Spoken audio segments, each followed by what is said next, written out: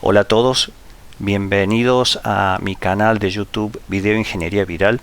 Hoy vamos a hablar un poquito del tema temple y revenido de aceros.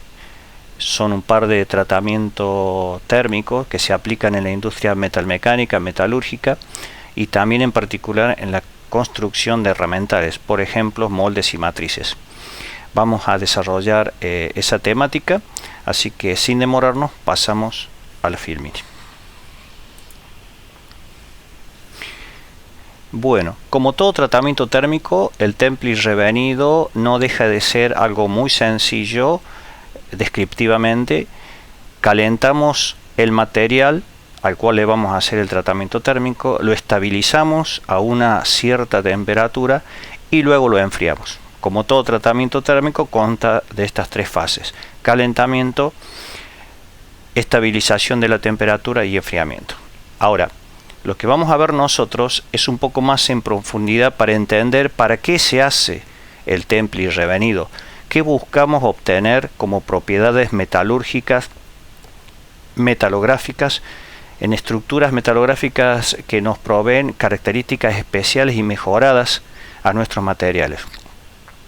Primero nosotros vamos a tener fabricada la pieza y le vamos a hacer el temple y revenido para obtener propiedades diferenciales respecto al material base obtenido comercialmente, por ejemplo, de barras o palanquillas. Entonces vamos a desarrollar este tema con todo el nivel de entendimiento y les voy a dar un ejemplo para que ustedes sepan cómo se hace el cálculo y la selección del material y cómo se pone a punto el tratamiento térmico del que estamos hablando, temple y revenido, para que se familiaricen con la temática. Hay mucho material sobre este tema, pero lo vamos a explicar desde una fase sencilla, desde la óptica del ingeniero, mecánico o metalúrgico o industrial, del técnico, de aquella persona que va a usar la pieza post tratamiento térmico, de una forma muy sencilla para que todo el mundo lo entienda. Entonces ahora lo comenzamos a desarrollar.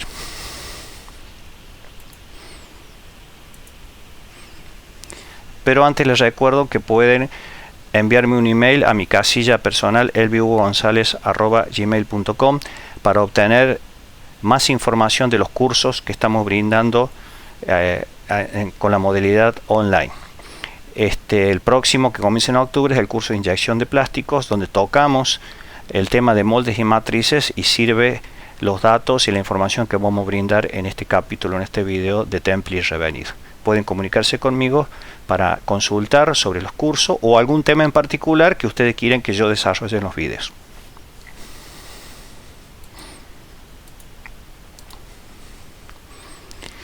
Bueno, comenzando el tema, temple y revenido. ¿Para qué nosotros hacemos un temple y revenido a una pieza que ya existe? Entonces, ¿cómo encaramos el tema? Nosotros compramos el material base distribuido comercialmente de una barra o una palanquilla que ya vienen laminados en caliente, y allí nosotros obtenemos nuestra pieza, por ejemplo una pieza mecanizada, una pieza de acero, le damos forma, la conformamos y ya toma forma esa pieza. Entonces la pieza suponemos que ya no nos sirve en cuanto a sus características mecánicas y metalúrgicas para ponerla en servicio. Esa pieza va a estar solicitada, como se dice, a esfuerzos mecánicos, por ejemplo, tracción, compresión, flexión, torsión o sus combinaciones, tracción combinada con flexión, flexión combinada con torsión. Eso tiene que ver con los esfuerzos externos, las fuerzas aplicadas o momentos torsorios o momentos flectorios aplicados sobre la pieza, en la aplicación que sea, y los esfuerzos internos. Entonces tenemos del lado de la solicitación mecánica una tensión de trabajo sobre la pieza. Sucede que quizás esa tensión de trabajo mecánica sobre la pieza supere a ciertos valores de tensión de resistencia del material del cual ya está hecha mi pieza. Entonces, ¿qué pasa? Lo que se hace en mecánica es, dada la pieza y el material ya preseleccionado, hacerle un temple y revenido para obtener mejoras en la calidad estructural del material. Por ejemplo, aquí estamos viendo un diagrama tensión-deformación que se conoce, donde en el eje vertical de ordenadas graficamos la tensión o el esfuerzo y en abscisa la deformación específica. Este diagrama surge de un ensayo de tracción. Acá está una probeta que le dibujé, donde se aplica una fuerza F en ambos sentidos, la pieza se estira, parte de una longitud inicial R0, entonces a medida que se va aplicando la fuerza, se produce un alargamiento delta L. Dada una sección, por ejemplo circular como está, se define tensión a la relación entre la fuerza aplicada y la sección resistente. Y se define a la deformación específica como la variación del largo de la probeta respecto a su longitud inicial. Entonces, suponemos el caso que yo compro un acero X comercialmente y que ensayado a la tracción, el fabricante me dice la curva de tracción de formación es la número 1, la que está dibujado acá en color negro. Entonces, ¿qué notamos de ese material? Que tiene un campo elástico, dada aquí por esta recta donde se cumple la llamada ley de Hooke con su módulo de elasticidad, y tenemos acá un punto de máximo que se llama la tensión de fluencia o el límite de elasticidad. En toda pieza de la mecánica la hacemos trabajar a los esfuerzos dentro del campo elástico. El campo elástico es desde este punto trazado verticalmente hacia el eje de epsilon. El campo elástico es desde aquí hacia la izquierda y de aquí hacia la derecha es el campo plástico. Entonces nosotros no queremos que nuestras piezas se deformen, que queden inutilizadas y tampoco que se rompan cuando alcanza este punto de máxima tensión de trabajo, que es la resistencia mecánica que se llama, y aquí el punto de ruptura de la pieza.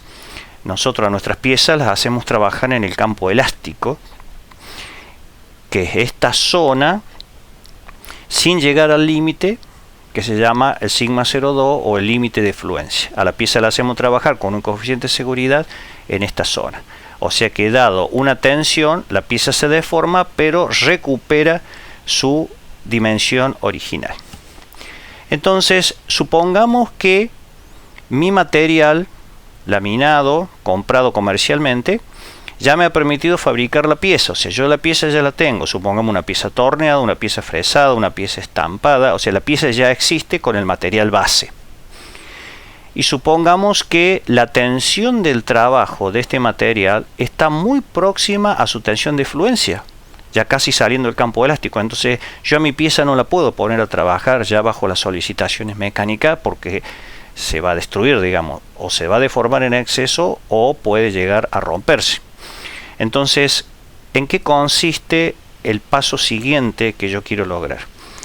Voy a hacerle un tratamiento térmico llamado temple y revenido para mejorar las propiedades mecánicas de mi pieza. La pieza ya está construida. Luego de que yo obtenga el temple y el revenido al final de estos tratamientos térmicos, mi pieza va a tener más resistencia mecánica y va a tener el grado de deformación y elasticidad similares a la primera, pero mayor resistencia mecánica. O sea, básicamente nosotros templamos y revenimos las piezas para mejorar las propiedades mecánicas. ¿Qué propiedades mecánicas serían? Mejorar el límite de elasticidad, o el sigma 0,2 que se llama, y mejorar la resistencia mecánica, que es la resistencia máxima. O sea que si este es mi límite de elasticidad o mi sigma 0,2 o tensión de fluencia del material base, luego que le hago el temple, solamente el temple, llego en la curva número 2, fíjense acá, a una mayor tensión de límite de elasticidad. O sea, este punto ahora sube acá. Y la resistencia máxima, que es este punto sobre la curva, también aumentó de este valor a este valor. Ahora, ¿qué pasa? Esto es el temple, solamente el temple. El temple hace que la tensión máxima de trabajo que yo le puedo aplicar a la pieza aumente. Puede aumentar un 20%, un 30%, un 50%, el doble puede aumentar, depende de la calidad del material, el tipo de material. Y como ven, si para este valor de tensión en el material base yo tenía esta posibilidad de elongación, después que yo la templo, pierdo esa cantidad de elongación porque la pieza templada se vuelve más dura, con menos elasticidad, pero sí con mayor resistencia mecánica a la tracción en este caso. Pero la pieza templada también una característica es que se vuelve muy frágil. Entonces yo debería alivianar esa tensión con un segundo tratamiento, que es el revenido. En el tratamiento de revenido, una curva típica de tracción es como la que está en verde, la número 3. Allí, si bien el sigma, la tensión de elasticidad baja, tengo mayor estabilidad y he logrado mayor resistencia mecánica que el material base, pero he ganado en que se disminuye la fragilidad. Entonces, a posterior del temple y revenido, yo voy a tener una pieza con mayor resistencia mecánica y mayor dureza, y con menos fragilidad que el temple puro. Entonces, si por ejemplo la solicitación de trabajo, la tensión de trabajo de mi pieza era este valor, que la dejaba al límite de elasticidad en el material base, ahora esa tensión de trabajo respecto a la pieza templada y revenida, o sea la curva número 3, fíjense que está acá un poco lejos del límite de elasticidad. Si yo hago la relación entre esta tensión de trabajo y la tensión final, sigma 0,2 o sigma de fluencia final, eso se llama coeficiente de seguridad. Bueno, esto simplemente para decir para qué hago un temple y revenido. Básicamente para obtener mejores propiedades mecánicas, entre ellos la resistencia a la tracción, el límite de elasticidad aumentarlo, y también endurecer la pieza sin llegar a fragilizarla. Bueno, el temple es fácil de entender, es simplemente un calentamiento del material que se llama la primera etapa, luego un tiempo de estabilización a la temperatura de temple para homogeneizar la pieza. La pieza puede ser de mucho espesor, puede ser mucho diámetro, puede ser grande, entonces lo que se llama la temperatura del centro de la pieza tiene que ser igual o en lo posible muy próxima a la temperatura de la superficie. Para ello hay que homogeneizar en el horno y se la deja un tiempo, y esa es la segunda etapa. Y la tercera etapa es un enfriamiento. Para lograr una estructura que me sirva después del temple, el enfriamiento en el temple tiene que ser lo más rápidamente posible. O sea que estamos hablando de que la pieza yo la saco del horno y la coloco en un medio de enfriamiento. Los medios de enfriamiento más rápidos, o sea de alta velocidad de enfriamiento, son o el aceite o el agua, o una combinación de agua con sal, y de allí vienen las diferentes variantes de los métodos de temple de las piezas, pero tiene que ser una velocidad de enfriamiento rápida. A partir de este punto, según la pendiente de esta recta, yo me doy cuenta si la velocidad de enfriamiento es alta o baja. La velocidad de enfriamiento sería la temperatura respecto al tiempo, su variación, por lo tanto es la pendiente de esta recta. Si acá yo dibujo una curva de este tipo, la velocidad de enfriamiento es baja, y mientras más vertical sea esta recta, la velocidad de enfriamiento va a ser alta. Bueno, acá tenemos representado la curva temperatura-tiempo de los dos tratamientos, el temple y el revenido. Entonces, en el temple hacemos un calentamiento dentro de un horno de la pieza, ya estoy hablando de la pieza fabricada, y lo mantengo a una cierta temperatura. Las normas de temple de los aceros, cada país tiene sus normas, indican que la temperatura máxima dentro del horno tiene que ser lo que se llama la temperatura de austenización. Y si esto se referencia al diagrama de equilibrio hierro-carbono, tenemos que estar en la zona donde metalúrgicamente la estructura metalográfica se llama austenita. Y eso lo logramos en el diagrama hierro-carbono cuando usamos una temperatura de temple superior a la temperatura AC3. Recuerden que nosotros tenemos la AC1 y la AC3. A temperatura ambiente, ya lo vamos a ver en el diagrama, yo tengo una estructura del tipo perlítica y ferrítica, porque vamos a hablar de los aceros con un porcentaje de carbones menor a 0,8%, que es lo que se usa. Entonces, debemos calentar la pieza dentro de un horno a una temperatura, por ejemplo, 50 grados arriba del AC3. Eso se llama temperatura de austenización. Y luego, como verán, la curva de enfriamiento es muy brusca. Sacamos la pieza del horno y la llevamos directamente a un baño, que puede ser agua o aceite.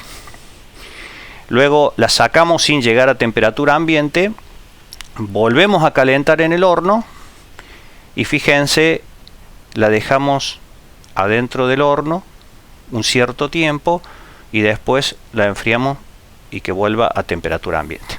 Entonces allí en el temple y en el revenido ocurrieron los cambios metalográficos que vamos a hablar en este momento. Por supuesto que, como en todo tratamiento térmico, relacionamos varias curvas de trabajo que los ingenieros la conocen, pero acá los vamos a recordar un poquito. La curva de calentamiento, la curva de transformación isotérmica, TTT, o curva de las S, y el diagrama de equilibrio hierro-carbono. Entonces yo, para recordarle, para los que saben y los que no saben, le voy a hacer una introducción para que podamos entender qué pasa en el temple y revenido con la parte metalográfico. ¿Por qué estructuralmente la pieza ahora tiene más resistencia después del temple y revenido? Eso es lo que vamos a ver. Entonces es muy fácil de entender. En un diagrama temperatura-tiempo como el que vimos, acá tenemos este gráfico, es el diagrama de calentamiento-enfriamiento del temple y del revenido. Esta curva, parecida a una S, es el diagrama de transformación isotérmica, es una segunda herramienta. O sea, acá tengo una primera herramienta de trabajo, esta curva, la segunda curva de las S también una segunda herramienta, y la tercera herramienta acá a la derecha es el diagrama de equilibrio hierro-carbono. Para recordar solamente, el acero se clasifica en este diagrama en función del porcentaje de carbono que tiene el material. Nosotros tenemos hasta aproximadamente 2%, los llamamos aceros, y mayor de 2% se llaman fundiciones. Y en particular, los aceros más usados están a la izquierda de este punto, que me indica 0,8% de carbono. Por ejemplo, nosotros vamos a ver el caso práctico del IRAM Jazz 4340 en Argentina. Las normas relativas a aceros son las IRAM Jazz, Instituto Argentino de Racionalización de Materiales, y el Instituto Argentino de Siderurgia. En otros países tienen otras normas, pero son todas equivalentes. Vamos a hablar del acero, el IRAM 4340, un acero al cromo níquel molibdeno, que lo usamos en herramental, en dispositivos y en piezas de solicitación mecánica. Entonces, un acero como el 4340 está a la izquierda de este punto, que se llama eutectoide, cuya estructura es perlítica. Acá tenemos 0,8% de carbono, trazando una línea vertical. Entonces nuestro acero estaría aproximadamente por acá.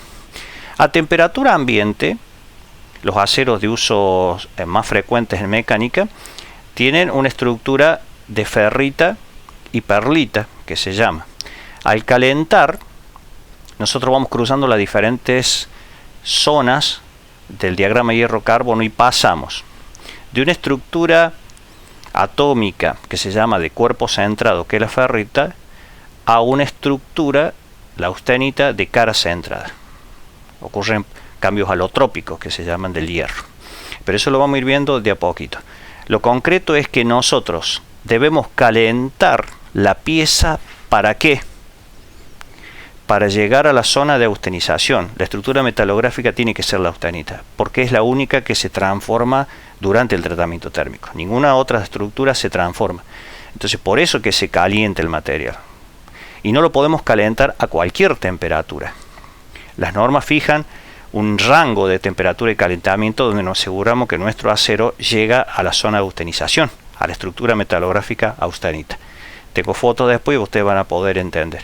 O sea, ¿qué se hace? Se toma una probeta, se la pule, se la encapsula y va al microscopio. Y en el microscopio, el ingeniero metalúrgico, laboratorista, sabe si realmente hemos alcanzado las estructuras deseadas, sea en la austenización o sea después del temple y revenido.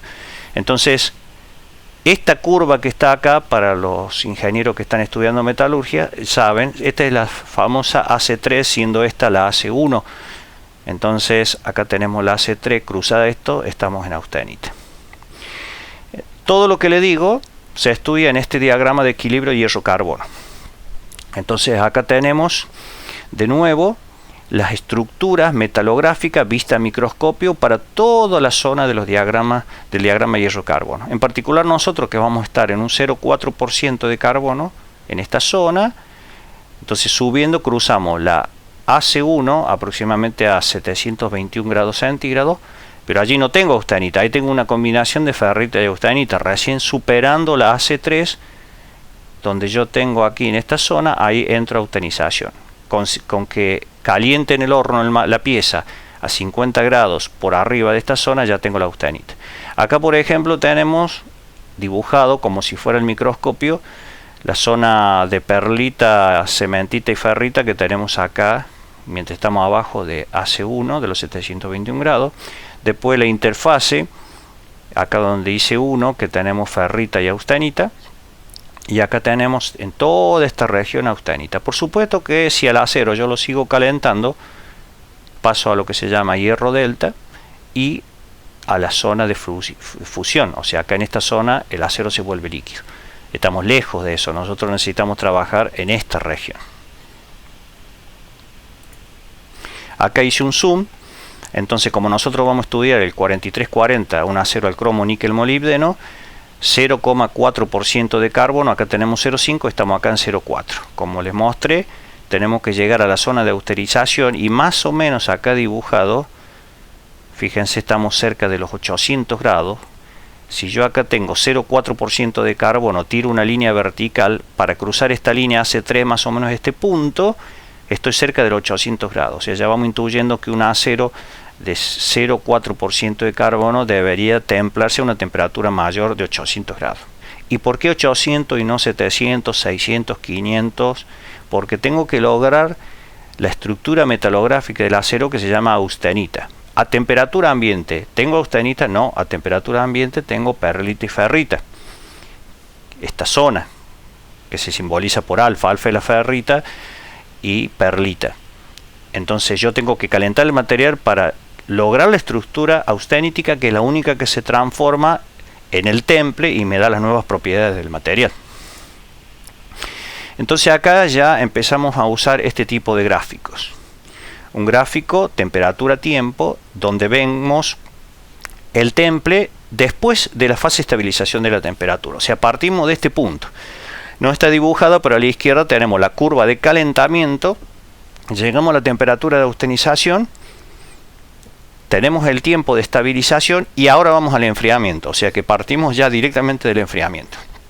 Sacamos la pieza del horno y la enfriamos en un medio de alta velocidad de enfriamiento. En el caso del temple, o es aceite, o es agua, o una sal bajo agua, diluida en agua, que confiere, y con agua en movimiento, que confiere alta velocidad de enfriamiento. Por eso que las curvas son casi verticales. Esta es la curva de enfriamiento de la pieza. En el caso de la superficie de la pieza y del centro de la pieza. Fíjense que la del centro de la pieza está desplazada porque, bueno, le lleva tiempo a enfriarse. El medio fluido tiene que retirar el calor de la pieza y hacerlo casi en forma violenta. Y acá está superpuesta la curva de enfriamiento, que es esta. Toda esta parte es el temple, con la curva de la S relativo al material en cuestión. Para recordar la curva de la S es un diagrama temperatura, tiempo, transformación, donde en base a una serie de probetas se sacan probetas del horno y se la deja enfriar a medida que pase el tiempo a temperatura constante. Entonces tenemos, si esta es una temperatura de una pieza X, esta curva, esta parte de la curva de la S se llama de inicio de transformación y esta final de transformación. ¿Transformación de quién? De la austenita presente en la probeta. Entonces, yo, para que la estructura austenítica, estructura metalográfica austenita, se transforme en otra estructura metalográfica, yo tengo dos formas.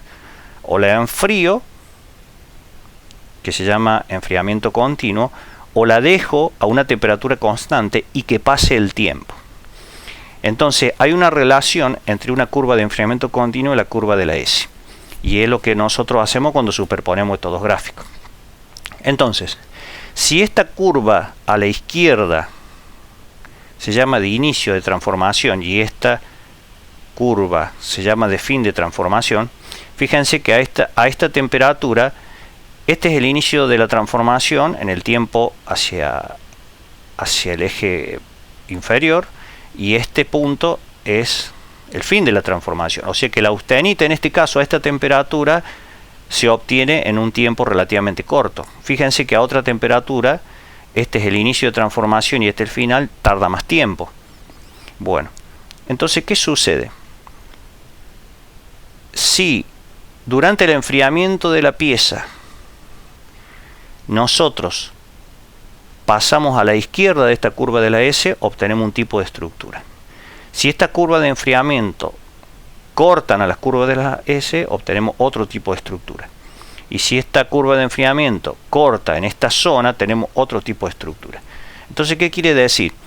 Que según la velocidad de enfriamiento yo voy a obtener distintas estructuras metalográficas. Claro que sí. Entonces, si una curva de enfriamiento que parte de este punto tiene una velocidad de enfriamiento lenta, como puede ser al aire, entonces va a cruzar a las curvas de la S en el inicio y final de transformación por esta zona. Y en esta zona, la estructura metalográfica que voy a obtener se llama perlita, que es la misma perlita que tenía el diagrama hierro-carbono, claro, porque el diagrama hierro-carbono se traza a partir de probetas enfriadas al aire.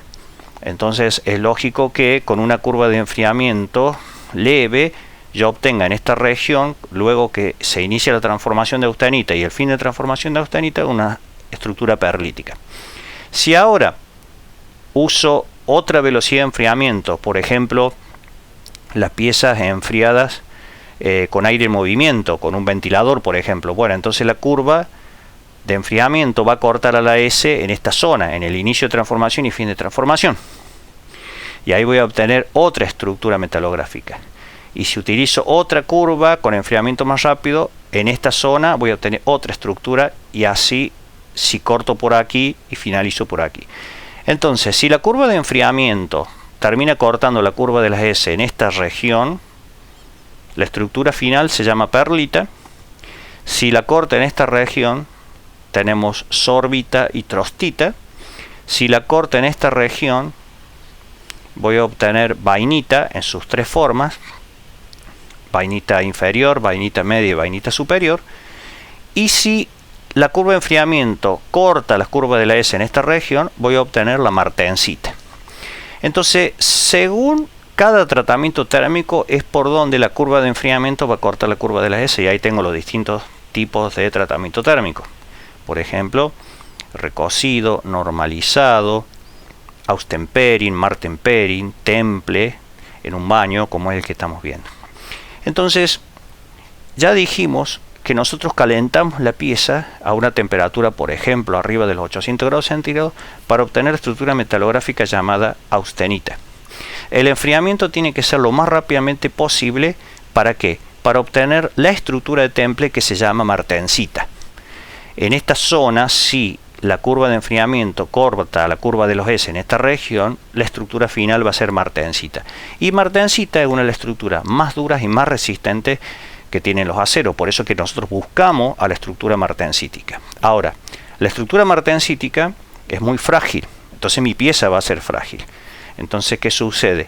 Yo tengo que hacer un segundo tratamiento, que es el revenido, que me permite a mí eliminar las tensiones internas de la pieza, bajar esa fragilidad y tener una buena resistencia mecánica con alargamiento suficiente para hacerlo trabajar dentro del campo elástico. Entonces el revenido básicamente es para aliviar un poco las cuestiones que se han ocurrido en el temple. ¿Y el revenido en qué consiste? En volver a colocar la pieza en el horno. No importa que acá corte a la curva de la S porque ya ocurrió la transformación. Dejarla estabilizar en el horno a una cierta temperatura y a enfriar. No importa acá con qué velocidad vaya enfriando, porque no se me va a transformar la estructura metalográfica, porque no he llegado a la austenita, que es la única que se transforma. Entonces acá, con dejarla de enfriar en el horno o el aire ambiente, directamente voy a obtener. Entonces, así como acá con esta curva de enfriamiento, la estructura metalográfica obtenida en el temple se llama martensita. Luego del revenido obtenemos la estructura martensita revenida, que ya la vamos a ver en unas fotos y vamos a poder hablar un poquito. Entonces, aquí tenemos en forma similar una curva de enfriamiento. Cuando se alcanza esta temperatura de inicio de transformación martensítica, se llama martensita superior, inicial, y esta final. También yo puedo hacer un tratamiento térmico que se llama isotérmico. En esto lo que estamos viendo acá es un martenpering.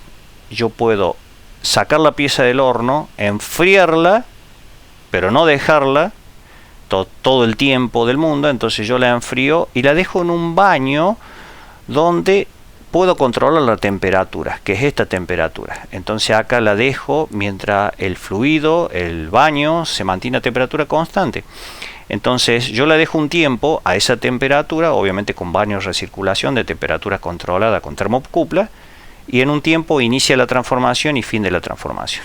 Pero no llega a obtener una martensita, sino que se obtiene una vainita de características parecidas, pero es menos frágil. Esto se llama martenpering. Si el tratamiento se hace por acá, se llama austenpering, es una variante también. Entonces, después que yo hago el temple y transformé la estructura austenítica del acero en una estructura martensítica de buena resistencia mecánica, pero es muy frágil para usarla en la pieza, entonces yo le voy a hacer el tratamiento de revenido. Ahora, hay una característica: la resistencia mecánica de la pieza después del revenido depende directamente de la temperatura que yo haga del revenido. O sea que la resistencia mecánica ahora está asociada a esta temperatura, a esta ordenada temperatura de revenido. No es lo mismo revenir a esta temperatura, a esta o a esta o a esta. La propiedad mecánica van a cambiar. Entonces fíjense ustedes, para un acero, por ejemplo, como este, 0,35% de carbono, cuando yo hago el temple, y ya sé que la estructura es martensítica, fíjense la dureza. La dureza está en el orden de 55 Rowell C, muy dura. Mientras más carbono tiene luego del temple, tengo una dureza extraordinaria. Ya arriba de 60 Rowell C, ya la pieza es muy dura. O sea, la martensita provee realmente una dureza extraordinaria. Entonces, si mi pieza tuviera que trabajar como si fuera un eje a un desgaste tremendo, entonces yo podía templarla directamente, y sé que con 60 Rowell, diría más de 50 Rowell, tiene muy buena resistencia al desgaste, mientras mi pieza no esté trabajando otra solicitación, por ejemplo flexión. Entonces yo la puedo dejar ahí si mi pieza trabaja al desgaste. O sea que yo solamente puedo hacer el temple sin el revenido si, por ejemplo, la propiedad mecánica que quiero mejorar es resistencia al desgaste. Ahora, una pieza con otro tipo de solicitación, flexión, tracción, torsión o flexotorsión o flexocompresión, ya ahí no puede ser tan dura, porque la pieza se torna frágil cuando yo después del temple obtengo la martensita. Entonces, ¿qué hay que hacer? Hacerle un revenido. Y como verán ustedes, a medida que yo aumento la temperatura del revenido, cae la dureza y por lo tanto la resistencia mecánica. Entonces yo deberé elegir una zona de temperatura de revenido para obtener la resistencia mecánica que deseo. Se supone que yo he calculado las solicitaciones y eso me tiene que dar a mí una tensión de trabajo. La tensión de trabajo tiene que ser menor a la tensión admisible del material dentro del campo elástico, o a su sumo igual. Entonces, pero nunca la tensión de trabajo arriba de la tensión admisible, porque si no la pieza queda fuera de servicio. Entonces acá una característica: la temperatura de revenido me define finalmente la dureza de la pieza y la resistencia mecánica. En el ejemplo lo vamos a ver bien de detalle. Entonces hago una foto para mostrarles la estructura metalográfica. Esto es al microscopio. ¿De cuántos aumentos? Aproximadamente entre 100 y 1000 aumentos obtenemos este tipo de estructuras, entre 100 y 1000X que se llama, y esta es la austenita. Fíjense que cuando llevamos al laboratorio la muestra, la pastilla que se llama, la pulimos, se hace el ataque y todo lo que corresponda, y vemos el microscopio, fíjense que lo que más vemos, lo que más nos importa es el tamaño de grano y la precipitación a los bordes de grano de la austenita. Entonces, si bien nosotros vamos a modificar la estructura metalográfica después del temple y revenido, pero una pieza que se va a comportar bien bajo las solicitaciones mecánicas tiene que ser normalmente de grano fino. Entonces, cuando yo busco la temperatura de austenización, no me tengo que ir muy lejos para arriba del AC3, porque ya sabemos que mientras más alta es la temperatura de austenización, el tamaño de grano aumenta. Entonces yo después del temple y revenido voy a obtener un tamaño de grano un poco grande, que afecta negativamente a la resistencia mecánica. Entonces, por eso que como norma se elige, de acuerdo al porcentaje de carbono del acero, 50 grados apenas arriba del AC3, y con eso es suficiente para asegurar un grano fino. Acá les muestro en un dibujo, pero es lo que se ve al microscopio. En el caso de antes de tener el temple, la estructura del acero es perlítica. Entonces acá tenemos, por ejemplo, los cristales de perlita, y acá tenemos los granos de ferrita. Estos los aceros de bajo carbono, porque los aceros de bajo carbono prevalece más la ferrita, de estructura ferrítica. Ya los aceros de mediano carbono tenemos más participación de la perlita, y los de alto carbono ya es casi todo perlita con el intergrano de ferrita. Entonces fíjense, un acero de bajo carbono y un acero de alto carbono. Si nosotros no le hacemos tratamiento térmico respecto a las propiedades mecánicas de la pieza, preferimos elegir el acero que mayor carbono tenga. Acá tenemos de nuevo la estructura perlítica, ferrítica, con perlitas, lo que es la cementita, la componente cementita, que es carburo de hierro, que junto a la ferrita me dan la perlita. Acá tenemos la microestructura de la perlita, que como ustedes ven son especies de láminas estiradas. Acá tenemos la zona intergranular, esto es perlita, así que ahí tenemos precipitación de ferrita. Y ya en tratamientos térmicos como el Austenpering, por ejemplo, tenemos vainita y ferrita. Fíjense que ya las estructuras más duras van mudando de estructuras globulares a estructuras aciculares, que se llaman, o en forma de agujas. Fíjense lo que es la perlita y fíjense lo que es la vainita. La vainita esta tiene mucho más resistencia mecánica que la perlita, y ya tiene forma al microscopio en forma de agujas, agujas finitas, y mientras que estas son en forma de láminas. Y acá tenemos la estructura deseada en el temple, que se llama martensita. Es una estructura dura, muy frágil. Fíjense que tiene forma de agujas, agujas dispersas, de un tamaño distinto al de las vainitas. Pero entonces esta estructura que veo al microscopio es la que tengo acá luego de obtener la martensita, cuando la curva de enfriamiento cortó la curva de la S en esta zona y en esta zona. Ahora bien, nosotros para obtener la estructura martensítica estamos hablando de que tenemos que tener altas velocidades de enfriamiento caracterizadas por estas curvas que son casi verticales, la curva de enfriamiento. Ahora bien, otra posibilidad es que yo desplace la curva de la S hacia la derecha, porque si la curva de la S está muy tirada a la izquierda, entonces necesito velocidades de enfriamiento muy violentas para que no toquen la nariz de la S, que se llama acá, y esto es lo que se llama la velocidad crítica de temple, es la curva de enfriamiento que pasa rozando la nariz de la S. Entonces, ¿cómo hago yo para que esta curva de la S esté tirada a la derecha y no necesite tantas velocidades de enfriamiento de forma violenta?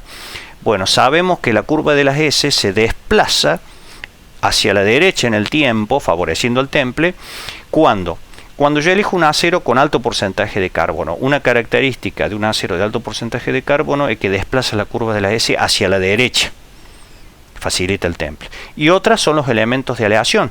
Los elementos de aleación también desplazan la curva de la S hacia la derecha. Y los elementos de aleación le confieren mayor resistencia mecánica a la pieza. Recuerden ustedes que en la solidificación de los aceros se cumple el principio de nucleación y crecimiento, y que el sistema de deformación mecánica de los aceros es por movimiento de dislocaciones entre los planos inclinados de los planos atómicos. Entonces, un componente de aleación como el cromo, el níquel, el molibdeno hace que favorezca la nucleación, el crecimiento alrededor de ese núcleo del átomo, del agregado que le estamos haciendo al acero base, y al nuclear en muchos puntos el tamaño de grano se afina, y eso hace que la resistencia mecánica aumente, y de paso desplaza la curva de la S a la derecha. Entonces nosotros, cuando queremos obtener una pieza de elevada resistencia mecánica, antes del temple y revenido usamos un acero que tenga un buen porcentaje de carbono, por ejemplo 0,3, 0,4, 0,5% es buen porcentaje de carbono, y mejor si es aleado, por ejemplo con cromo, níquel, molibdeno, vanadio. Esos son las aleaciones que confieren mejores propiedades mecánicas después del temple. Todos esos elementos de aleación hace que la curva de la S se desplace a la derecha, por lo tanto ya no tiene que ser tan violento el enfriamiento. Concretamente, luego del temple, la estructura encontrada en esta región se llama martensita, y ahí tenemos la foto. Y después que le hago el revenido, ya obtengo una estructura que se llama martensita revenida. Fíjense, respecto a la anterior, la forma de agujas que tiene la martensita, y luego del revenido tiene una forma más globular y de tamaño de grano fino. Evidentemente es un buen acero templeado y revenido, pero ya estamos en esta zona al final del segundo tratamiento térmico. Entonces, repasando, nuestro acero base obtenido de laminación en barra o palanquilla, yo fabriqué mi pieza, supongamos, la mecanicé, una pieza mecanizada, o la estampé. Bueno, entonces mi pieza tiene un diagrama de tracción de este tipo, como la curva 1, donde la estructura metalográfica es perlita. Ahora bien, yo le hago el temple, y si vuelvo a ensayar una probeta del mismo acero luego de templada, la curva de tracción es la número 2 en rojo. La resistencia mecánica aumentó, pero es frágil, aumentó la dureza, aumentó la tensión máxima del límite elástico, pero es muy frágil. Entonces la estructura obtenida, como ya sabemos, después del temple se llama martensita. Y luego que le hago el revenido, que es la curva número 3, ya obtengo un límite elástico aceptable, y la pieza ya no es tan frágil, sino que ya tiene propiedades muy buenas. La curva número 3 en verde, obtengo martensita revenida. Entonces, resumiendo, cuando templo paso de una estructura perlítica a una estructura austenítica, que es la única que se transforma cuando logro la temperatura de austenización. Luego del enfriamiento obtengo la estructura martensita. Luego del revenido, la estructura por excelencia es la martensita revenida. Y aquí terminó la parte de mi tratamiento térmico, dado en dos fases, temple y revenido. Ahora bien, vamos a un caso práctico. Aquí en Argentina, nosotros estamos en Córdoba, en Argentina, la norma, el ente que regula este tipo de aceros y sus propiedades es el IRAM, a través del instituto el IAS. Y acá tenemos el 4340. ¿Qué es el 4340? Es un acero al cromo, níquel, molibdeno. Básicamente el 0,4, o sea, el 40 quiere decir 0,4% de carbono. Tiene manganeso entre 0,6 y 0,8%. Tiene níquel 1,652, un alto porcentaje. Tiene molibdeno y tiene cromo, un alto porcentaje, 0,7 a 0,9. En el caso de los aceros, el azufre y el fósforo no nos conviene tenerlo. Por eso que acá son valores pequeños y tolerados como máximo, porque el azufre y el fósforo no le confieren buenas propiedades a los aceros, por eso se trata de limitarlo. Y esta norma me dice que el acero IRAM 4340 tiene el AC1, la temperatura AC1 en 732 grados y el AC3 en 773. Pasado los 773 yo estoy en zona de austenización, o sea, con colocar al horno la pieza a 50 grados más, por ejemplo 820 grados, 50 grados más que los 773, yo ya estoy asegurando que estoy en la zona de austenización. Y acá más abajo nos dice que templado al agua, el 99% de martensita, que es la estructura buscada, se da solamente en probetas de hasta 75 milímetros. Pero esto es un dato nada más. Entonces esta es la curva de la S del acero el 4340. Fíjense ustedes que acá tenemos una parte de la nariz de la S y la falda que se llama. Y acá tenemos la curva de inicio de transformación y aquí final de transformación. Entonces, volviendo acá, si yo tomo 50 grados arriba de 773, por ejemplo 820 grados, estaría en esta zona, en este punto. Yo tendría que tener una velocidad de enfriamiento de este tipo que pase a la izquierda de este faldón de la curva de la S para obtener la estructura martensítica en esta zona. Entonces este acero templa muy bien en aceite y templa muy bien en baño de sales. Cualquier otra velocidad de enfriamiento que yo le dé que pase por acá, voy a obtener otra estructura metalográfica por transformación de la austenita, pero ya no van a ser la martensita, que es la que busco. Entonces la norma me da acá el gráfico. Fíjense que si la pieza cae de 820 grados templada rápidamente pasando por aquí, aproximadamente en 10 a la 2, o sea 100 segundos, 100 segundos es lo que le lleva la velocidad de enfriamiento del medio para obtener la estructura martensítica. ¿Ok? Otra cosa que me dice acá, que cuando viene enfriando la pieza, supongamos en aceite o en un baño de sales o en agua, ya casi a los 300 grados comienza la transformación de la martensita. Cuando llega a los 200 grados, me dice acá, ya tengo el 90% de la transformación. O sea que aproximadamente entre 300 grados y 200, allí se produce la transformación completa. Entonces, volviendo a nuestra estratificación, a este zoom del diagrama hierro-carbono, ¿se acuerdan? Nosotros queríamos tener primero en el calentamiento la estructura austenítica. Bueno, aquí la curva AC3, que para 0,4% de carbono, el acero que estoy usando, se logra 773 grados. O sea que este punto donde tengo el mouse aproximadamente es 773. Y me dice que el rango de temperatura de temple es 815-840 para el temple, o sea que estoy en esta región. Yo podría subir más la temperatura, sí, a 900.000 grados, pero ¿cuál es el riesgo? El tamaño de grano. Yo apenas tengo que templar el material apenas 50 grados por arriba, dicen las normas, de la temperatura AC3 para que el grano no aumente demasiado. Bien.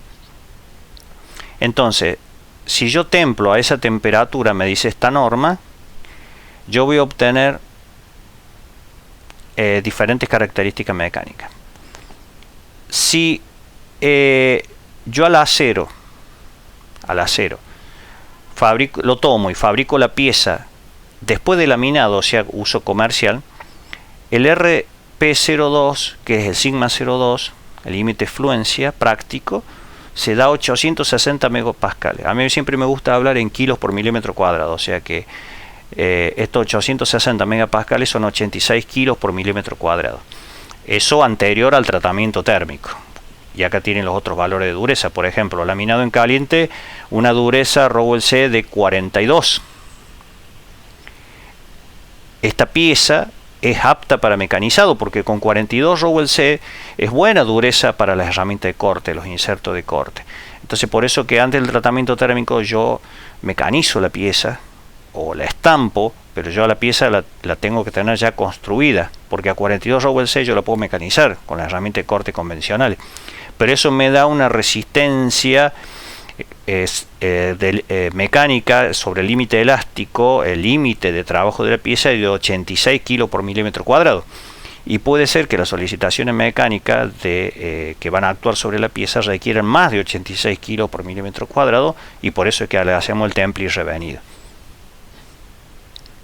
Entonces, después del temple dijimos la dureza final de la pieza y la resistencia mecánica final se la va a dar el revenido, el tratamiento térmico revenido.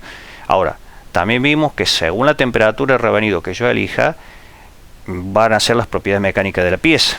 Entonces, por ejemplo, este acero que yo lo he usado mucho, el 4340, me gusta hacerlo revenido a 300 grados centígrados, porque acá no te recomienda la norma qué temperatura de revenido usar.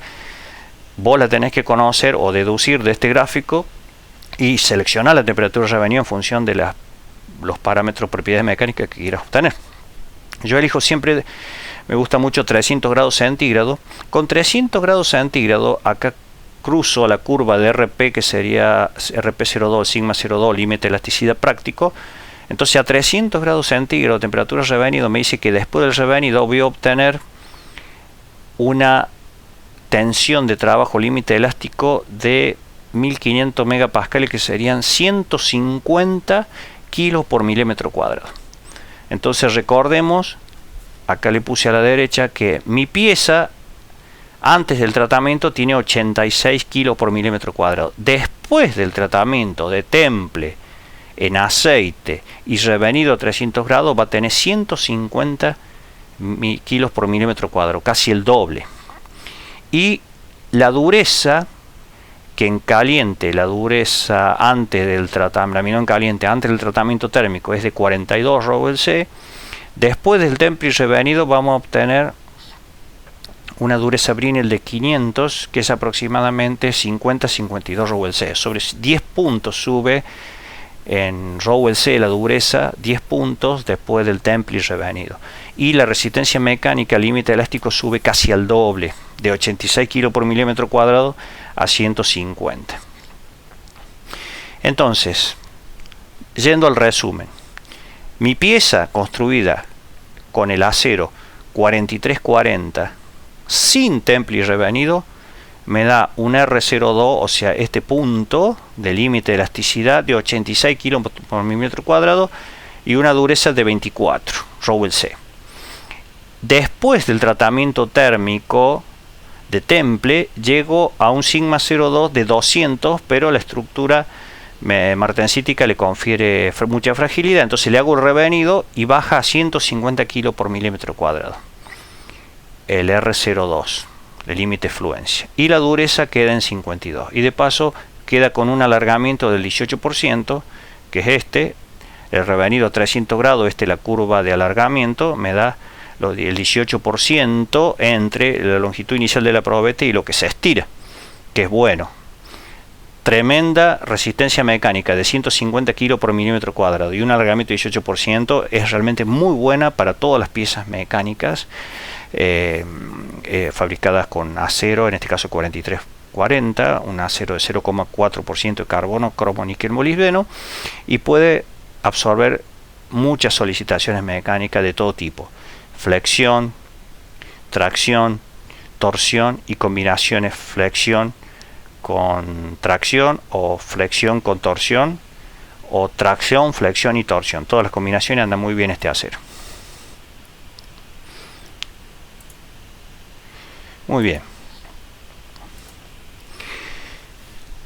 Bueno, espero que este video les haya gustado. Traté de explicarles bien lo que es el temple y revenido, en qué lo usamos, ver cómo surge el concepto de temple revenido partiendo de la base metalúrgica de las curvas de enfriamiento, sea continua, las de temperatura, tiempo, transformación, llamada curva LS, y su relación con el diagrama hierro-carbono. Hasta ahí la parte química, digamos, de este tratamiento. Luego, al mostrarles la foto de la estructura metalográfica, seguimos hablando químicamente, pero vemos que la razón de ser del temple es lograr la estructura autenítica y luego por enfriamiento la martensítica. Y después algo muy particular en el segundo tratamiento, que es revenido. Resulta que la temperatura de revenido es la que me define directamente las propiedades mecánicas que quiero. En función de la temperatura de revenido que yo elija, es la resistencia mecánica que voy a obtener, el alargamiento específico y la dureza que va a tener la pieza. Si este video te gustó, nos ayuda mucho a que le des un like, te suscribas, habilites la campanilla para las notificaciones, y bueno, en los comentarios puedes proponer nuevos temas o hacernos las consultas o mandarme directamente un mail, elviohugogonzalez@gmail.com, sobre este tema o cualquiera de los temas de este canal que estamos haciendo crecer, que se llama Video Ingeniería Viral. Puedes comunicarlo digamos a tus amigos, puedes recomendar el link, nos ayudarías mucho y nos motiva a seguir transmitiendo más material para esto que es ingeniería, ciencia, tecnología y empresas.